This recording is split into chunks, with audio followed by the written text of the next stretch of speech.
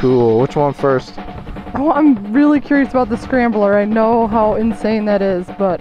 Alright, we're about to piss all my neighbors off real quick. I just want everybody to know that I'm choosing to ride a Scrambler first.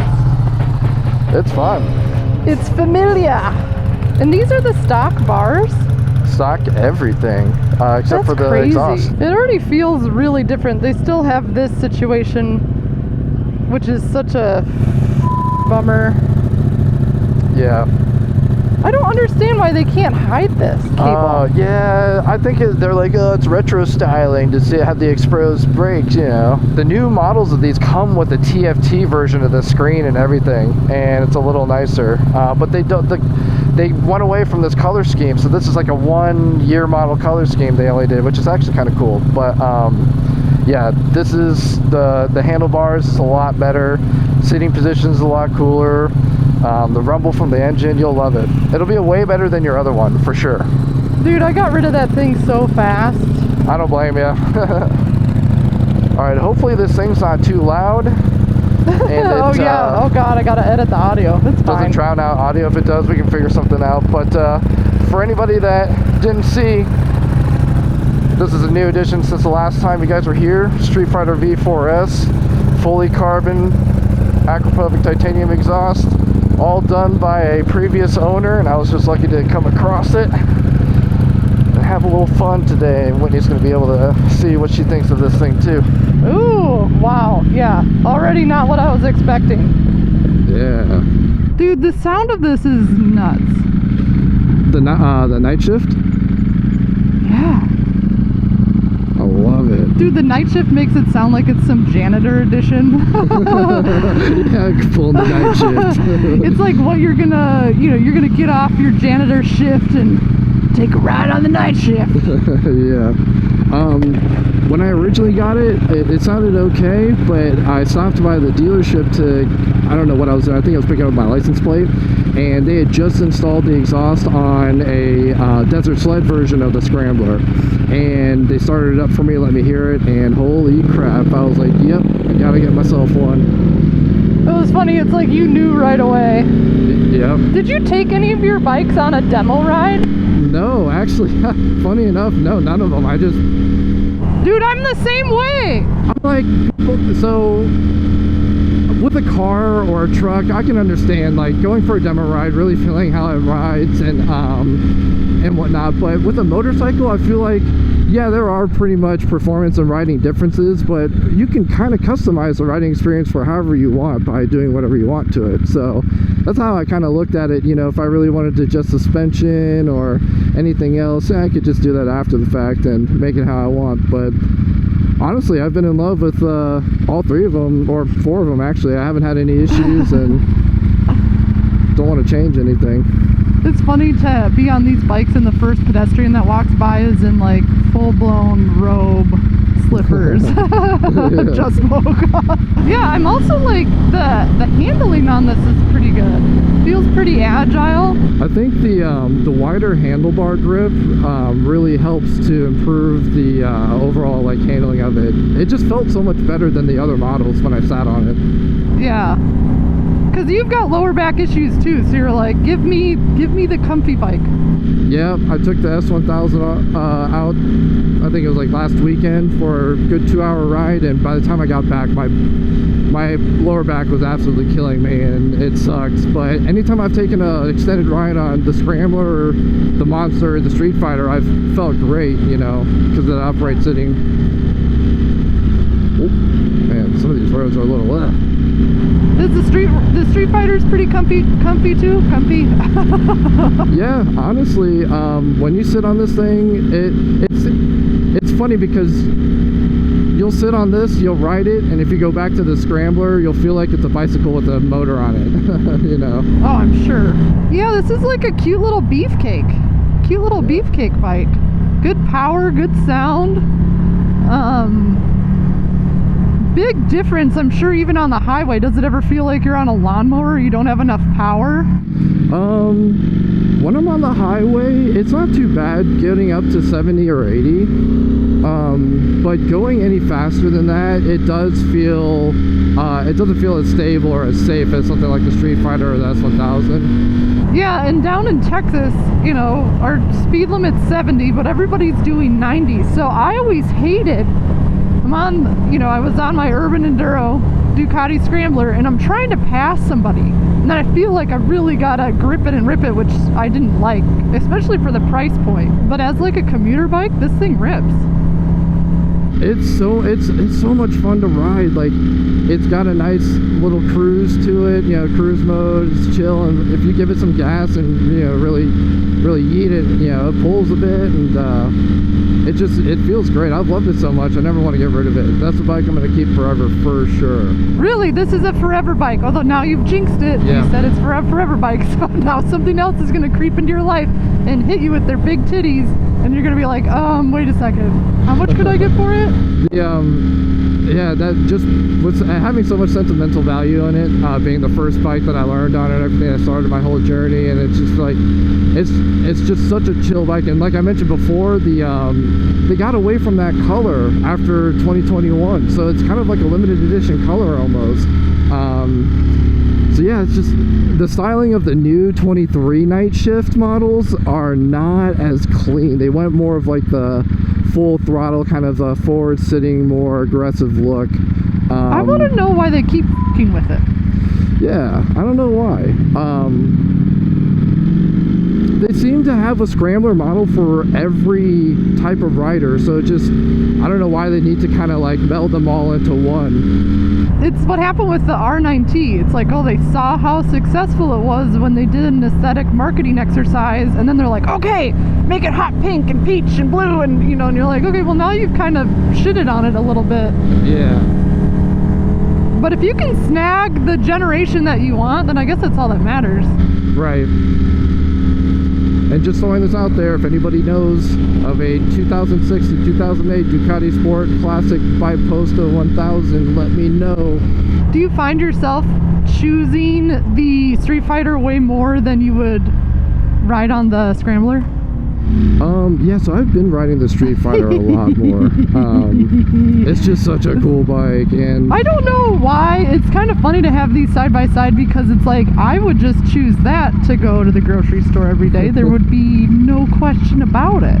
Yeah, it's fun to have the power, and anytime you just want to like rip it, you can go. But there is something nice about like the Scrambler and its tameness and its chill, vibes. Sure. There's a certain part of my personality where I just like to chill and just cruise, not really worry about too much. So it fits that mood whenever I get in it. Do you find it's hard to chill and cruise on the Street Fighter, or does it do a... Really? It's hard because you just, every single time you get some open space, you just want to rip it, or you just want to, you get on the highway, you want to gun it, you want to hear it, and Ducatis, you want to flex. Yeah, Ducatis do better at higher RPMs in general, so it almost like, you're almost kind of forced to have to, ride it a little bit, but yeah, it's addicting. It's hard to not want to just like twist the throttle every time and hear that exhaust and just kind of like eat yourself to the moon. Okay, so it's a psychological thing. It's like your id is coming out, and you can't control it. You watch some videos in the morning, some YouTube videos, you see some people dragging some knees, you see some MotoGP races, you're like, oh yeah, I want that speed. I want to do that on the highway and then have a big garbage truck pull out right in front of me. Yeah. Austin drivers, you gotta be careful for them. You know what's funny? I wasn't really involved in any of the motorcycle scene in Tampa at all when I lived there previously. And so I'm kind of interested to see what kind of shenanigans I can get into there. Because I do have some friends that ride, granted they don't ride sport bikes. I have a buddy that rides Harleys. And what's funny is he had never, side story, he had never played hockey in his life and he decided about 4 years ago that he wanted to start playing. Tampa Bay Lightning's huge. They're a great team, won multiple Stanley Cups there, so hockey's kind of growing in interest a lot. There's some really easy access to hockey rinks now. And so he decided, you know what, I'm going to pick it up and start playing, and he got really good. He got one of his friends into it too. They play together all the time, and they're killing it. They're playing beer leagues together, having fun, and he rides. So I'm really excited to go meet back up with him, jump on the ice with him, play some hockey, and then go for rides. To go, yeah, that sounds like a blast. Yeah, and it's just funny because he was a rider before he was a hockey player, and I was a hockey player before I was a rider. So we get to meet in the middle now with our interests. I am excited to take the Scrambler to the beach though. Like, that's one of the things I miss about Tampa is going to the beach, riding down during the summertime, you know, checking it out. So that's right, you're moving to Tampa. Yeah. Yep. All right, sick. The Sunshine State. I do miss that salty beach smell. I miss those beach bars and the drinks, you know. Austin has its cool hitness, and it's got its awesome spots, but there's something about the beach that just, like, the sun and the salt smell. And I remember being in Florida and being like, what the f is this? And I looked it up, and it said a lot of ex-prisoners and people that were essentially captured slaves from the UK when they were all kind of making their way over here, they all just inhabited Florida. yeah. So Florida, it has a long, weird history of that, which makes sense.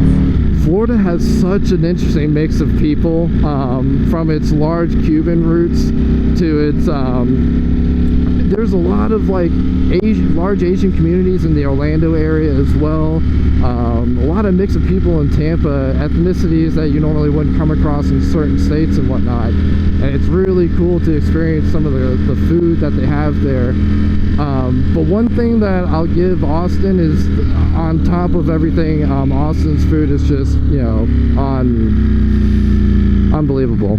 I love the food here. It's diverse and awesome. Dude, and, I got my first flat tire on my Scrambler at this intersection. And no. I was on the highway and I was like, man, something's up. I get off, it's completely and utterly flat, and I'm so screwed. And your insurance is like, okay, well, we could send out somebody 14 days from now on the 9th. You're like, I'm stranded. And they don't care. But there's a local tire guy who will just come out wherever you're at, change your tire right there. But he was like, do you know him? Fabian? Yes. Fucking lifesaver. Yeah. He was like, okay, what kind of bike do you have? And I was like, a Ducati Scrambler, and he's like, he's like, I hate that, but I'll do it. He's like, wait, rear or front tire? I was like, rear. He's like, but he was so cool, so charming. He saved my ass. And they pulled out it was like a crucifixion nail. I was like, somebody was crucified out here. It was so big. Wow, that's funny, because that was the size of the nail that I got in the rear of my Monster. Or yeah, it was a big nail. Yes, I remember how hot the Ducatis get suddenly. Oh my gosh. Yeah, I had to look into getting thermal layers to protect my legs from the heat. To protect your loins from getting roasted and barbecued? I was thinking, like, that is a thing, right? Like, if increased heat to the certain organs would damage them, I would assume. Oh no! Don't damage the loins! Really I don't think that would never stop a Ducati rider. They'd be like, it's worth it. It's worth it. The trade-off is worth it. Ooh, there's a Lamborghini up there. Lambo spotting in Austin. Do you want the Lambo version of the Street Fighter? Honestly, so like the 2022 version is a little bit flashy with like the kind of neon green paint, but then they came out with the 23 Lambo version that has a bit of a muted color scheme that actually I like a lot better. It would be such a tough sell for me to spend more than how much I've spent on like the Street Fighter or the S1000. If I ever spent a stupid amount of money on a bike, like 70 or 80k plus, it would have to be a super old, historic, classic bike that was ridden by someone super famous or something, maybe like a Isle of TT Man retired bike or something from 06. Yeah, you would want to feel like you're getting something for your money versus just a fancy paint job. Yeah, and I would drain the fluids. It would sit in my my living room as a showpiece, kind of like an art piece, you know. Oh, this is this new 1970s disco club. This is where Justice played on New Year's Eve. Oh, really? Yes. Oh, I was wondering what this place was. I think it used to be like an auto detailing shop before or something. They had cars painted on the side. It was painted really gaudily, so I don't know if that meant it was a strip club or a thrift store. I have no idea. Strip clubs and so you know what's funny? Tampa is the strip club capital of I think the world. Hell yeah. How many have you been to? Funny enough, being in Tampa, probably a good handful. But what's funny is it's more of like a rite of passage thing. When you turn 18 or 21, you get your buddies and you go out to the strip club or whatever. But it's definitely not a thing you do through like your ages as you just find something to do on the weekend. Very much just special occasions and bachelor parties. But it's always funny to see visit other states and see what their versions of gentlemen's clubs are. Yeah, I remember the rite of passage trip when I worked at Guitar Center, and they were like, we need to go to the strip club, and I was like, okay. And of course everybody thinks it's so funny I'm there. I get a lap dance, and I remember she's like, sit on your hands. I was like, what? She was Sit like, on your hands? On your hands. I was like, I don't know what that means. Oh. Sit on your hands? But it was so that you don't touch them. But I was like, I'm not gonna like touch you anyways. But also that doesn't seem like a really good fail-safe for a dude to sit on your hands. That's or is it so that they don't jerk it? I've never been asked to sit on my hands, but places will have rules because Yes. certain licensing restrictions for the type of club they are and whatnot. But man, sitting on your hands, that's a different one. Dude, I woke up, this is really gross, but the internet wants to hear funny Got a lap dance, she's rubbing giblets on me, whatever. I had my eyes closed the whole time. Are you supposed to look at them? I felt like it was just, I'm like, look, I'll give you the money, do the thing. I fucking woke up next day with the grossest breakout on like the side that she had been rubbing on. Oh no. She had affected like my skin's equilibrium with her titty juice. That's unfortunate. The only time I've ever had a horrendous experience at a club was in California. But I completely understand what you're talking about. And, it's definitely a fun rite of passage thing, but it's not for everybody. It's not a thing I want to do every weekend. Well, to me, it's like the drinks were expensive and bad. There was one strip club in Minneapolis where the food was really good, and I was really shocked. That's the interesting thing. In Tampa, there are some strip clubs that have really good food, like awesome buffets, actually great chefs in the kitchen making good food. I guess that's one of the allures of a place like that is, getting to enjoy the view, but as well getting to eat, a good meal, not just our food. So it was the same for me when I discovered one of those places. Like, wait a second, the food, I can get a ribeye steak, I can get surf and turf here for like $40 and it's actually legit. Let me tell you though, the one day off where no one was out driving anywhere that was really nice was Christmas. Oh yeah. Christmas Day, I woke up, I was like, you know what, today's the perfect day to go for a ride. My best riding was COVID lockdown. Man, I wish I was a rider then. Oh my gosh, that would have been literally heaven. Just clear roads everywhere. I went straight to Bee Caves, 2222. I like ripped it. I went downtown. I didn't have a GoPro at the time, but I was like, this will never happen ever again. No, that would have been such a cool like video to capture. We should start a, even though you're moving, we should still start a series called Sitting in Traffic with Really Hot Ducatis Roasting Your Nuts. And then we just complain about how hot our nuts are getting the whole time. Yes, for real though. We're not even joking. It's hot. Yeah, no, but for real, my nuts are roasted. Yeah. My notes are roasted. Even though the V4s turn off 2 cylinders when you're sitting at a light, it really doesn't do much. It's hot. We're here. We made it, Kevin. Yay! I've scooted by this place so many times and I've never stopped in. I'm so excited now. Just blow exhaust in these poor ladies' faces right behind us. I know. Well, welcome to Austin. Parking sucks everywhere, so just gotta figure it out. Wow. At least we still have our nuts, you know what I'm saying? Yeah. Oh, how was it? It was great. I think for the price point, it'd be hard for me to justify an extremely hot running commuter bike. Yeah. But the mods that you have done on it are rad. Thanks. But holy shit, if you need to sit in traffic on this, you're gonna hate your life. Yep. And so then it's like, well, if it's a commuting bike, but it gets really hot, and if you're in Texas, you're in the South and it's hot out, and what are you gonna do? And I'll tell you, when I first got it, I was riding in the summer, 100-degree days, all the gear, sweating, dude, the camel pack. Oh man. And then also I realized I need to get a liquid cooled bike. So advice to anyone out there getting a commuter bike, liquid cooled, low compression. Yeah. 600 cc's or lower preferably, but it's sexy. And if I was a janitor and this is the bike that I rode after my night shift, and this is what I would get. heck yeah, that's what's up.